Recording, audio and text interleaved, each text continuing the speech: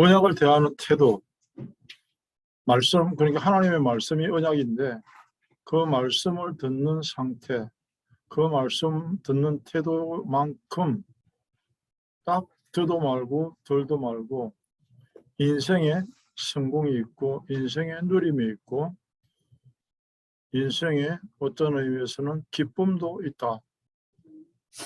오늘 출애굽기 9장에 열재앙이 지나가는 장면 중에서 20절, 21절 말씀을 뽑은 이유는 이스라엘 민족들은 당연히 하나님의 말씀에 따라 순종하겠으나 옛말에 모진 놈 옆에서 벼락 맞는다, 그런 말이 있는데 이스라엘 민족들에게 내리는 여호와의 경고를 바로의 신하들이 듣고 그대로 따라간 사람도 있더라. 실제로 출애굽 과정에서도 그런 경우가 있는 것이 보이죠. 10가지 재앙이라고 하는 것은 나일강이나 피, 개구리, 이 파리, 이 모든 것들은 그들이 섬기거나 문화 속에 자리 잡고 있는 미신과 같은 그런 우상과 같은 그런 부분에 대한 하나님의 경고입니다. 모든 것들은 부질없는 것이고 내 앞에서 쓸데없는 것들이다라고 하는 경고이기도 하죠. 다 무너버립니다. 개구리는 다산의 상징이고 나일강은 그들의 젖줄입니다.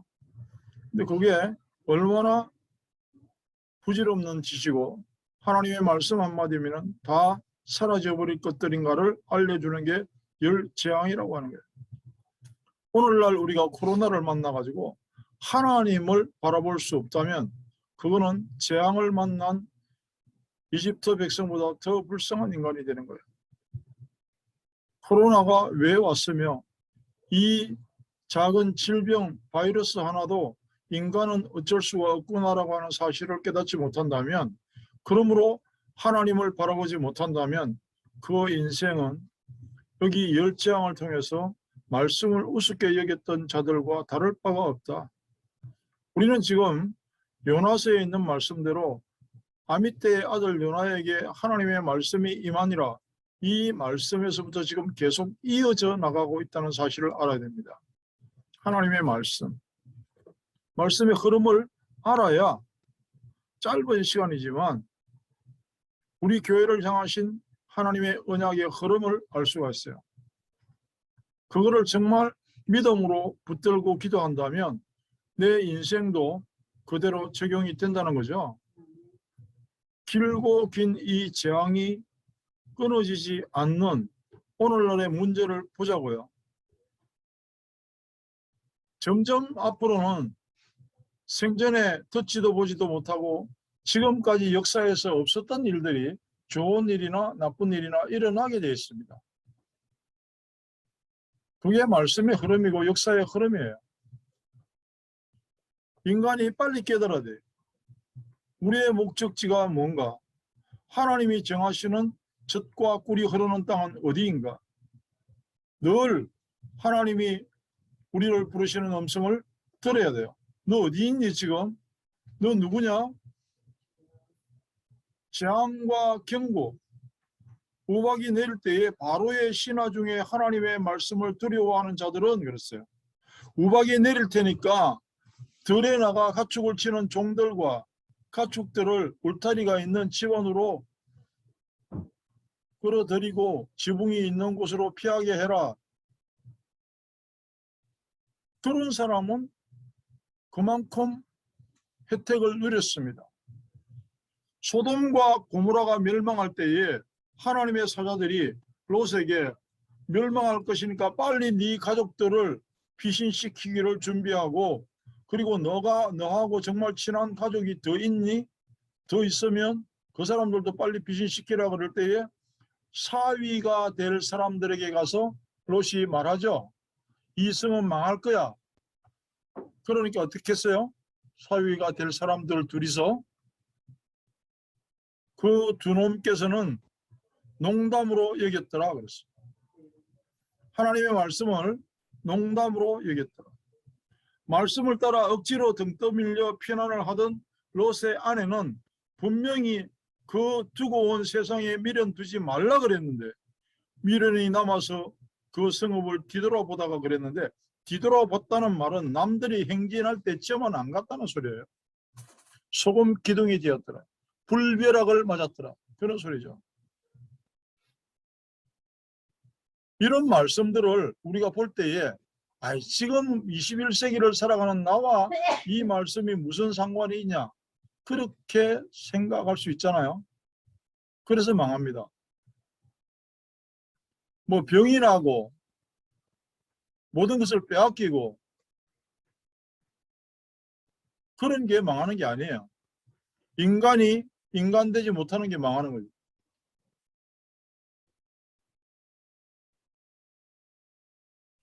말씀을 무시하는 자들은 언제나 그랬어요. 재앙을 면할 길이 없었거든요. 말씀을 무시하는 자들. 피할 길이 없어요. 하나님의 말씀을 인정하는 만큼 문제가 해결돼요. 해답을 찾을 수가 있고 나를 설명하는 증거가 내 삶에서도 나타난다. 우리는 문제만 나면, 우리 영상에 목사와 무당이라고 하는 영상에도 있습니다. 점쟁이를 찾아갈 줄 알고 경찰한테 전화할 줄은 알고 전문가한테 자문을 구할 줄은 알죠. 의사 찾아가고 변호사 찾아가는 거는 너무 잘해요, 우리가. 근데 하나님 앞에 엎드리는 데는 너무 인색합니다. 왜 인간이 그렇게 몰락하게 되었는가? 그러면서 내가 왜 이럴까? 아이고 내 탓이요. 가슴 치고. 그거는 또 하나의 속임수입니다. 사탄은 그렇게 되기를 원하거든요. 그렇게 속아서 그냥 지선에서, 어떤 의미에서는 가룟 유다가 예수님을 팔아먹고 회개하면서 너무 잘못했다고 나가서 자살했어요. 지선에서 해결하는 거예요. 그것보다는 하나님이 원하시는 삶은 베드로처럼 울면서 통곡하면서 회개하고 주님이 가르치신 그 길을 생각하고 가는 것이 진정한 회개요, 하나님의 뜻을 받들어가는 것일 수 있다는 거죠. 우리가 예배를 대하는 태도가 어떻습니까? 예배 시간에 정말 짧은 이 시간에 예배를 대하는 태도는 어떻습니까? 그리스도에 대하여 어떻게 반응하는가, 그 정도에 따라서 내게 오는 인생의 응답이 있다는 사실. 분명히 말씀은 곧 하나님이시다 그랬어요. 요한복음 1장 1절 말씀에 말씀은 곧 하나님이시다.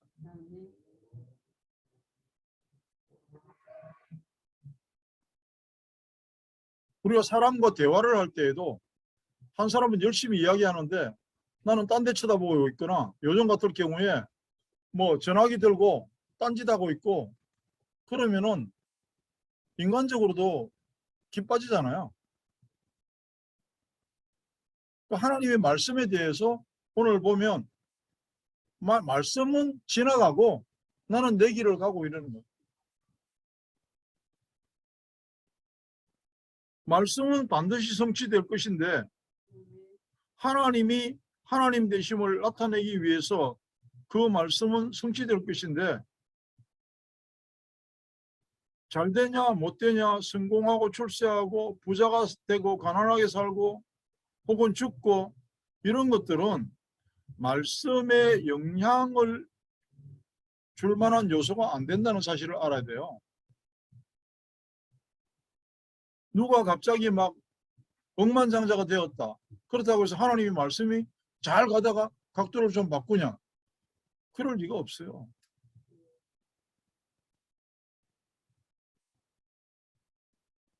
늘 농담처럼 이야기하지만, 하나님 내 이번에 이거 진짜 중요한 건데 이 기도 안 들어주면 나 죽을 거예요. 그러면 하나님 들어주시나요? 아니, 하나님은 그 정도 가지고는 반응을 안 하세요. 그럴 이유도 없어요. 미련한 거예요. 어떤 의미에서는요, 그냥 지 소원을 이루기 위해서 밥 굶고 막 밤새우고 이러는 거는 어떤 의미에서는 하나님을 모욕하는 거예요. 사탄의 속성이 뭐냐 하면 바로의 마음이 완약하여 이스라엘 자손을 내보내지 아니하였으니 여호와께서 모세에게 말씀하심과 같더라. 이게 말씀의 성취에 대한 기본 공식입니다. 여호와께서 말씀하심과 같더라. 말씀의 성취. 사단을 건드려서 인간을 괴롭히기도 하고 하나님이 말씀하신 것이 성취되지 않는 것처럼 한 게 10번이에요. 그 10장이에요. 10번째, 짐승이나 사람의 처음 난 것들이 모두 죽을 때 드디어 어린 양의 피를 알아챘고 드디어 하나님의 전능하심을 눈치챘어요. 그것도 잠시. 뒤에 또 발작하지만 그게 인간이에요. 그게 사단에게 속을 수밖에 없는 인간이라는 거죠. 왜 예수 그리스도 이름으로만 해결되냐?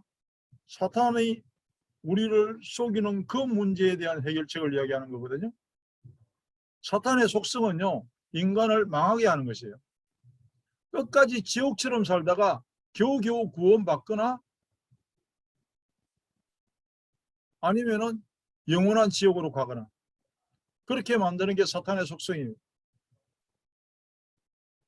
그리스도의 오심은 그 삶에서 정말 한순간이라도 하나님의 전능하심을 누리고 말씀의 성취를 확인하고 살라는 그런 것이고요. 우리가 사탄아 물러가라. 우리 잘하고 싶죠. 예배 제대로 드리고 싶고 말씀 제대로 알고 싶고 기왕이면 성경도 열심히 보고 싶고 집에서 기도하는 시간 많이 가지고 싶고 그렇죠. 왜 안 될까요? 내가 모자라서? 아니요. 실감이 나지 않아서 그래요. 왜 실감이 나지 않을까요? 사탄이 실감을 안 나게 해요. 당장 어디서 돈 떨어진 거 있으면 실감이 나겠대. 옛날에 지나가다가 우리 그 집에서 잠시 진혁이랑 같이 있을 때 길 가다가 돈을 5불짜리를 하나 주시니까 한 1m 정도 점프하더라.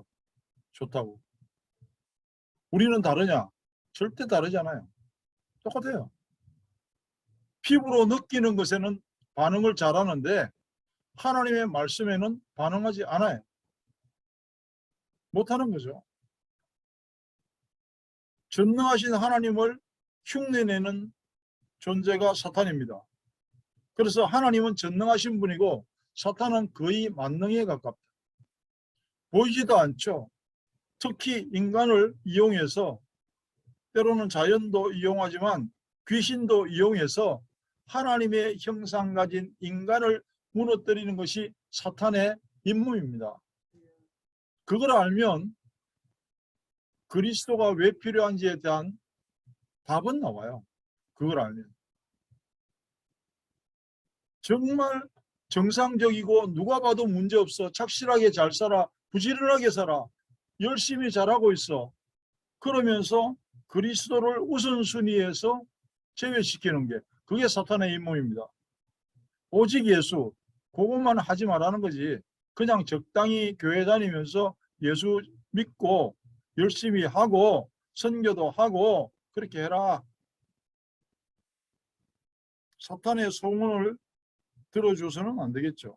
말씀을 대하는 태도는 어떻게 하면 됩니까? 진실이어야 합니다. 진심이어야 하고 온전해야 된다. 왜 하나님은 모세를 칭찬했을까요? 온전하게. 왜 여호수아와 갈렙을 하나님은 유일하게 그 200만 가까이 되는 이스라엘 민족 중에서 가나안 땅으로 인도했을까요? 온전하게 말씀을 지켰다 그랬어요. 말씀이 떨어질 때 그 말씀대로 그대로 나아갔다. 토를 달지 않고. 다른 사람은 다 망한다고 징징 울 때 여호수아 갈렙은 옷을 찢고 하나님 앞에 엎드렸다. 그걸 보고 믿음이라 그럽니다. 말씀을 대하는 태도. 우리가 언약을 대하는 태도는 어떠해야 되는가? 낙심하고 포기하고 절망하고 도망가고 이런 것들로부터 자유롭게 기도해야 돼요. 그럼 아니면 기도를 하는데 하나님 막 이것 좀 어떻게 해주세요. 왜? 지도 알아. 그래 봐야 안 될지도 몰라. 이러면서 기도하는 거예요. 그러다 보니 그 기도가 어떻게 돼요? 이틀 지나면 기도도 쫙 까먹어버려요. 안 해, 이제 나중에는 기도도. 왜? 지가 확신을 갖고 있어. 안 될 것이다. 기도도 안 하는 거예요. 얼마나 다행입니까? 우리가 예배 시간이라도 나와서 함께 말씀을 듣고 그 시간만이라도 마음을 모으고 함께 기도할 수 있다는 거. 하나님의 능력은요, 0.1%만 있기만 하면 되는 거예요. 바로의 신하들도 하나님의 경고를 받아들인 자들은 멸망을 피했고, 이스라엘 민족들이 출애굽할 때 약 200만 가까이 되는 어린아이와 여자를 포함하면 장정만, 걸어다니는 장정만 60만이라고 그랬어요. 그 중에 수많은 잡족들이 동행했다고 그랬어요. 성경을 보면. 따라왔어요. 이스라엘 민족들이 가는데 그 사람들은 복을 받은 겁니다. 하나님의 말씀도 모르면서, 우리도 그런 이방인 중에 하나거든요. 아브라함의 혈통이 아님에도 불구하고 예수 그리스도로 말미암아 아브라함의 후손이 된 거예요. 오늘 이집트 사람들도 하나님의 말씀을 듣고 재앙을 피하는 것처럼 하나님의 말씀, 언약 앞에 나는 얼마만큼 온전하게 인정하고 따라가는가. 그것이 우리 인생의 성공의 척도가 된다고 하는 사실을 인정하시면 돼요. 누구 한 사람에게라도 죽기 전에 한 번만이라도 이 말씀을 나는 그 사람과 함께 한 자리에 앉아서 한 번만이라도 듣고 싶다. 그런 생각이 드는 걸 보고 전도라고 그럽니다. 내가 은혜를 못 받는데 어떻게 그런 생각이 안 나죠. 내가 은혜를 받으면 받는 만큼 그런 생각이 나겠죠. 저는 심플하게 생각합니다. 한 사람에게라도 영향을 끼칠 수 있다면 그것은 성공하는 삶이고 말씀에 대한 올바른 태도이다. 적어도 말씀 앞에 진심이고 온전한 하나님을 향하는 그런 마음들이 우리 한 주간 지속되기를 축복합니다. 아멘.